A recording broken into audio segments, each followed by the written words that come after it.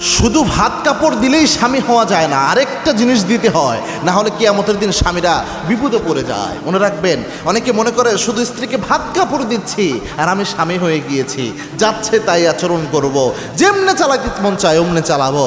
মনে রাখবেন, ভাত কাপড় দেওয়া মানে স্বামী হওয়া নয়। এই পৃথিবীতে আল্লাহ প্রত্যেক বান্দার রিজিকের দায়িত্ব আল্লাহ নিজ হাতে নিয়েছেন। আপনি আপনার স্ত্রীর ভাত কাপড় না দিলে এমন না যে সে না খেয়ে মরে যেত, ব্যাপারটি এমন না।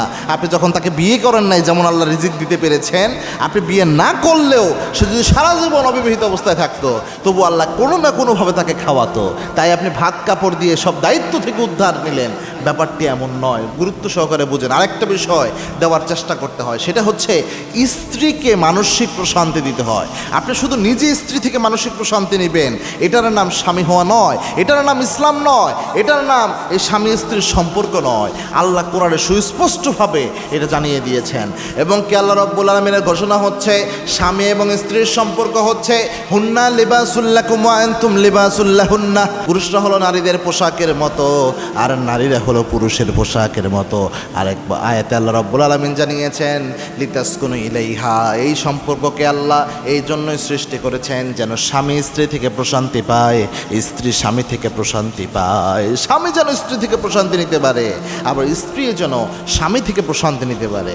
এটা একটা মানসিক তৃপ্তির জায়গা।